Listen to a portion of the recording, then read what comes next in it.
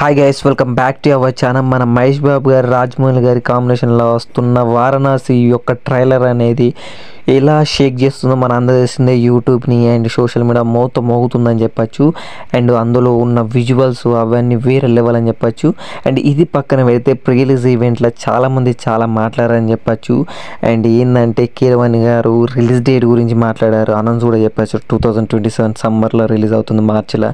And Rajamouli గారు వచ్చేసి మహేష్ బాబు గారు రాముని లెక్క కనిపించబోతున్నారు. రామాయణంకు సంబంధించి ఒక ఘట్టాన్ని నేను ఇందులో షూట్ చేశానని అయితే చెప్పారు. అండ్ ప్రియాంక చోప్రా గారు వచ్చేసి పృథ్వీరాజ్ సుకుమారన్ గారు చాలా భయంకరంగా ఉన్నారు, ఈ సినిమాలో టెరిఫిక్ యాక్టింగ్ చేశారని చెప్పారు. అండ్ మన స్టోరీ రైటర్ అయిన విజేంద్ర ప్రసాద్ గారు అయితే ఏమని చెప్పారంటే మహేష్ బాబు గారి యాక్టింగ్ గురించి ఒక స్టన్ అయిపోయాను, నేను మంత్రముగ్ధుని అయిపోయాను.